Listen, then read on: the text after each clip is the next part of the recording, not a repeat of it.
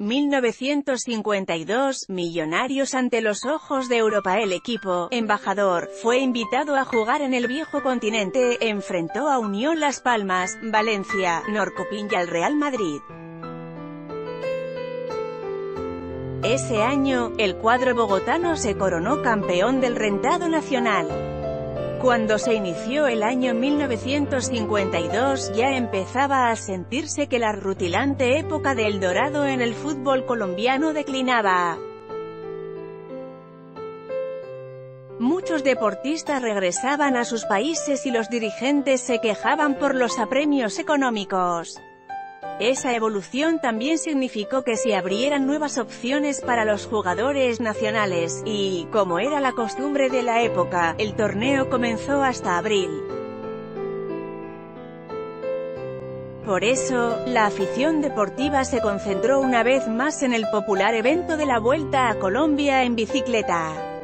La segunda edición se disputó entre el 12 y el 27 de enero y dejó como triunfador al ciclista francés José Bellaert, que corrió por los colores del Valle. A su llegada a Bogotá como vencedor en la última etapa desde Girardot, la gente salió a ovacionarlo.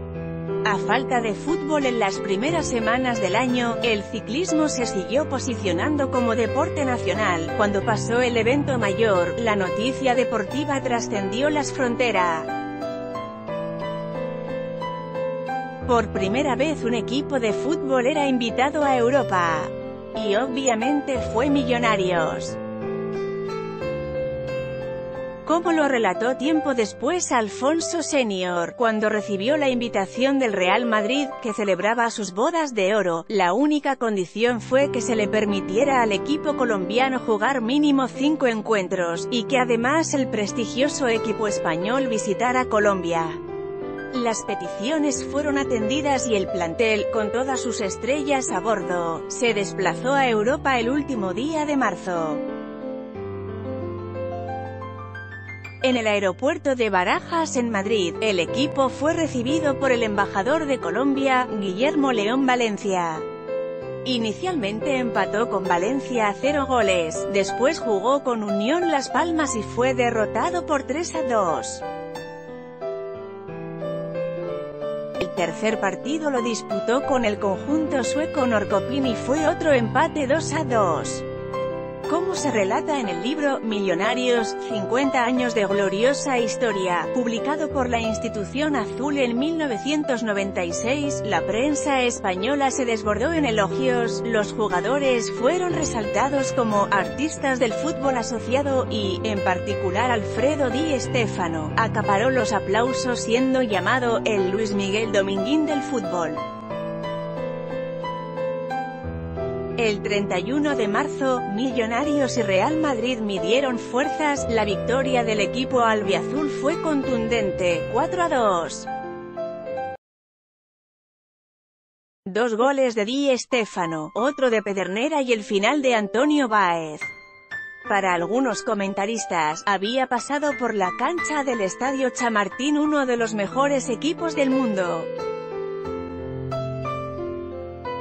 Ese día jugaron Julio Cochi, Raúl Pini, Ismael Soria, Jorge Venegas, Julio César Ramírez, Néstor Raúl Rossi, Alfredo Castillo, Adolfo Pedernera, Alfredo Di Stéfano, Antonio Báez y Reinaldo Mourín. Un colombiano y 10 extranjeros. La gira de Millonarios terminó con un juego contra Sevilla que quedó empatado 1-1. Aunque al equipo le llegaron ofertas de nuevos partidos en Europa, no había calendario para aceptarlas porque el 20 de abril había quedado como fecha inamovible para la iniciación del 5º campeonato profesional de fútbol en Colombia. Ese día, sin embargo, la primicia fue el anuncio de Adolfo Pedernera de retirarse del fútbol como jugador para concentrarse en la dirección técnica. El equipo era adiestrado por Néstor Raúl Rossi. Desde las primeras fechas fue evidente que había decaído el entusiasmo de la afición, no solo por la ausencia de grandes jugadores sino también porque la supremacía de Millonarios lo había convertido en algo rutinario.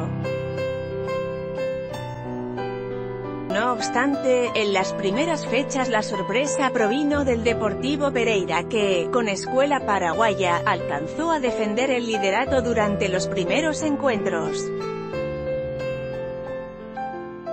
Hacia la séptima fecha, el equipo del eje cafetero superaba por un punto a Millonarios Cúcuta y Junior, que le pisaban los talones.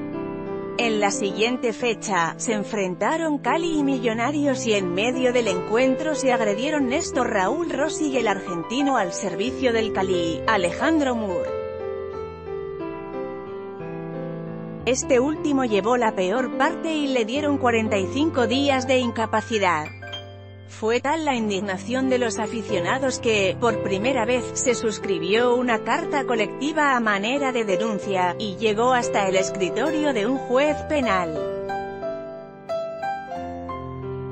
Durante varios días el caso Rossi conmocionó el ambiente local y se convirtió en un paradigma para desterrar el juego sucio en las canchas. El 29 de junio de 1952, el editor deportivo de El Espectador, Mike Forero Noces, entrevistó al volante argentino en nota titulada "Me siento como sapo en pozo ajeno".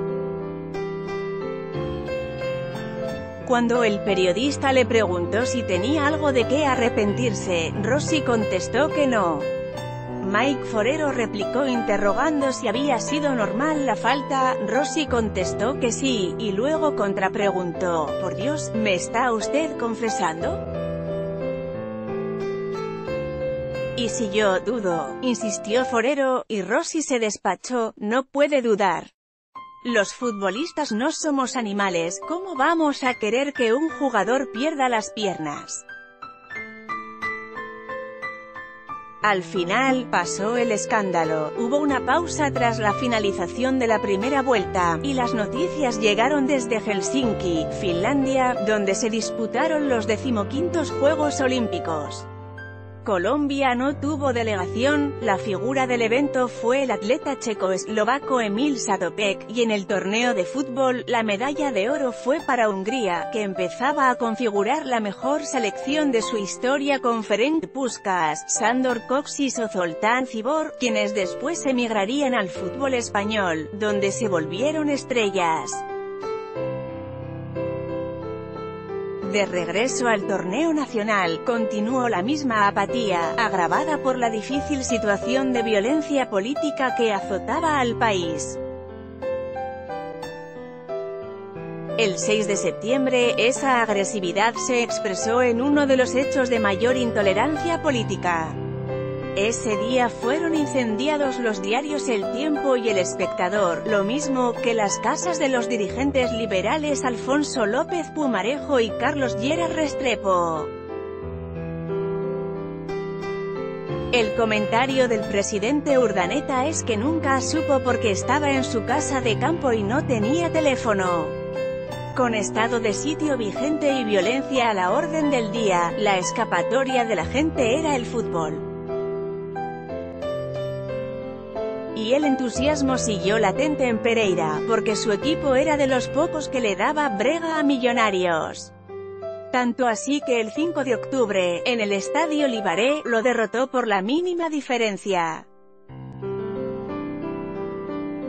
Casartelli, Calonga y Casimiro Ábalos fueron exaltados como héroes, a pesar de que entre los dos oncenos ya existía una diferencia de 8 puntos. Entre ellos, a la lucha por el título se agregaron Cali, Quindío y Boca Juniors. El 19 de octubre, una vez más la rivalidad entre Millonarios y Cali quedó expresa.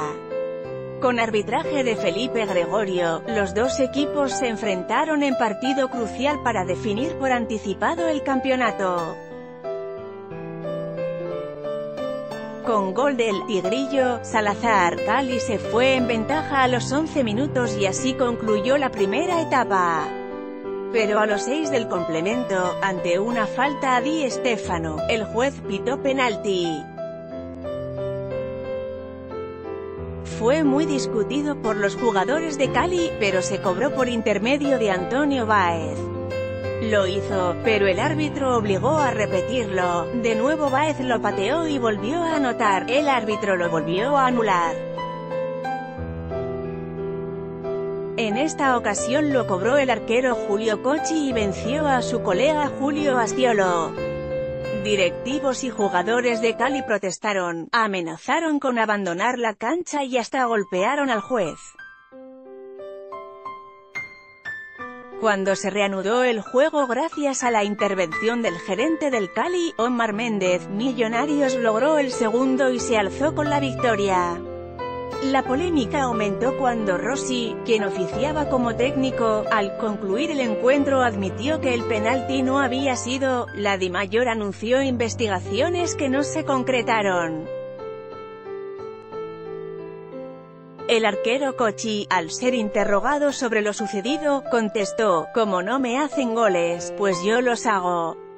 A la siguiente fecha, casi se repite la película. Millonarios y Cúcuta se enfrentaron. Vanegas hizo el primero para los azules, y luego el juez decretó penalti para Cúcuta. Dos veces cobró el uruguayo Viviano Zapirain y dos veces Cocchi tapó, pero el árbitro los anuló. Al final pateó Ulises Terra y empató, pero los azules se llevaron la victoria con gol de Alfredo Castillo. Esa victoria fue la antesala de la tercera estrella para Millonarios. En adelante, empató con Santa Fe 1-1, derrotó a Universidad 1-0, perdió con Sporting de Barranquilla 1-0, y triunfó sobre Bucaramanga 7-1. Ese día, 30 de noviembre, viajaron a la capital santandereana los 11 titulares y el arquero suplente Gabriel Ochoa Uribe. Pero antes del juego se enfermó Di Stéfano, así que Ochoa tuvo que jugar como delantero por derecha, con tanto acierto que el primer gol de la contienda fue suyo. La campaña de Millonarios terminó con goleadas a Junior por 4-0 y Cali 6-1. En ese último juego, celebrado el 21 de diciembre, Alfredo Di Stéfano se negó a jugar, y ese gesto fue el anuncio de que su ciclo se había cumplido. Como ya circulaba el rumor de que se iba a jugar a España, no fue tan sorprendente para los directivos. Con 46 puntos, 6 de ventaja sobre Boca Juniors y 9 sobre el Pereira, concluyó el campeonato de 1952. Se anunciaba el fin de El Dorado, pero aún le falta un lauro más al equipo bogotano.